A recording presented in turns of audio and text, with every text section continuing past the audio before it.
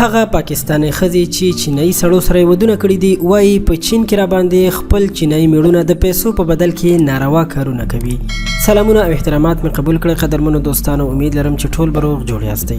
د همدغه ښځو په اړه ټول معلومات تاسو ته په همدې ویډیو کې درکوم. د ویډیو تر اخره موږ سره اوسئ او زموږ چینل هم سبسکرایب کړئ.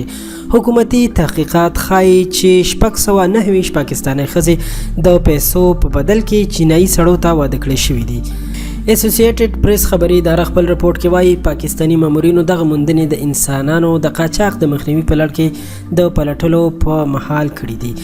په رپورټ کې دا هم ویل شوي چې په پاکستان کې د غریبو کورنیو میرمنو د پیسو په بدل کې ودونه کړي دي او په چین کې بیا خپل میړونه مجبوروي چې د پیسو په بدل کې نورو خلکو سره ناروا اړیکې ترسره کړي. آی پی وايي پاکستاني مامورینو چینایي سړو سره د پاکستاني میرمنو د ودونو په اړه خپل تحقیقات د حکومت د فشار له امله ودرول، ځکه چې نه غواړي د چین سره د هیواد ګټور تعلقات خراب شي. په دې لړ کې تر ټولو لویه مقدمه د پنجاب د فیصل آباد ښار په یو عدالت کې د 11 چینایانو خلاف چلیدله چې د انسانانو د قاچاق په الزام نیول شوي دي. په مقدمه کې یو شمیر میرمنو چې وړاندې پولیس ته بیانونه ورکړي هغوی خاموشي اختیار کړه او د فشار او یا د پیسو په بدل کې بیانونه بند کړل او د عدالت او پولیسو چارواکو تر مخه نیول شوي 11 چینایان عدالت بری کړل. سلیم اقبال چې یو شمیر میرمنې د چینایانو سره د ودونو نه ژغورلې دي او خلاصې کړي دي، آی پی ته ویل چې د اف آی ای یو شمیر افسران چې د چینایانو سره د پاکستاني میرمنو د ودونو په اړه تحقیقات کوي نورو ځایونو ته بدل کړي شوي دي او لوړ رتبه پاکستاني مامورین دې مسلې ته توجه نه کوي.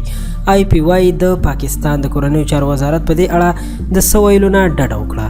یو چارواکي آی پی ته د نوم نه څرګندولو په شرط وویل چې چین ته د پاکستاني جنکو قاچاق زیات شوی دی، ځکه چې په دې کار کې شاملو خلکو ته معلومه ده چې په دې اړه هیڅوک هم پوښتنه نه کوي. وزارت ای پی ته په یو بیان کې وویل د چین او پاکستان حکومتونه د قوانینو او ضابطو سره سم د خوشحالو کورنیو په جوړولو کې د خپلو خلکو مرسته کوي، خو په پوله د غیر قانوني توګه د خلکو د تګ راتګ هیڅ غم نه لري. د 2019 کال د سر د وخت د آی پی تحقیقات ښایي چینایانو سره د ودونو نوی هدف د پاکستان د اقلیتي عیسائی ټولنې جنکۍ دي. زیاتره د بېوزله کورنیو سره تعلق لري او د پیسو په بدل کې چینایانو سره واده کوي او چین ته لاړې شي.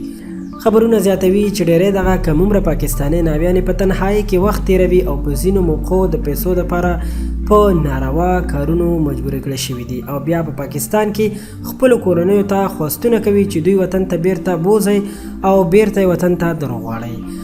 خبرونه زیاتوي چینایانو سره د پاکستاني میرمنو د ودونو په لړ کې د پولیسو مامورین، عدالتي کارکوونکي، د جنکو میندې او پلرونو سره خبرې کړي دي چې په خپلو کړنو یې پښیماني څرګنده کړې ده او بیرته پاکستان ته ستنې شوې ښځې او په چین کې میشت پاکستاني ناویانو سره هم مرکې کړي دي.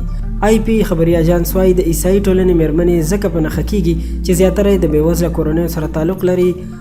پاکستاني مامورینو د 629 میرمنو دغه فهرست د هغوی د ودونو تاریخونو په شناختي کارډونو د هغوی او د هغوی د خاوندانو د نومونو او په هوایي اډو د هغوی د تګ راتګ د ریکارډ په بنیاد تیار کړي دي.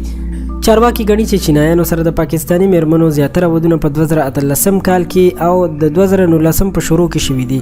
یو چارواکي ویلي چې هغه ګڼي چې زیاتره ودونه د پیسو دپاره شوي دي. د انساني حقوقو نړیوالې ادارې امنسي انټرنیشنل د جنوبي ایشیا د چارو مسؤل عمر وړای ویلي پاکستان ته نه ده پکار چې چین سره د خپلو تعلقاتو په خاطر د خپلو شهریانو یعنی ښاریانو د حقونو په سرغړونو سترګې پټې کړي. دوستانو دا خبر تر همدې ځایه دا هغه معلومات چې پاکستاني میرمنو چینایانو سره ودونه کړي دي او اوس ورسره څه کارونه کیږي. که ویډیو مو خوښه شوې وي ضروري در سره لایک کړئ او د نړۍ د سیمو او نورو خبرونو لپاره در سره زموږ چینل خامخا سبسکرایب کړئ چې د خان کلیک هر ویډیو تاسو ته په اسانۍ در ورسیږي. تر بلې ویډیو درنه اجازت غواړم. د الله په امان.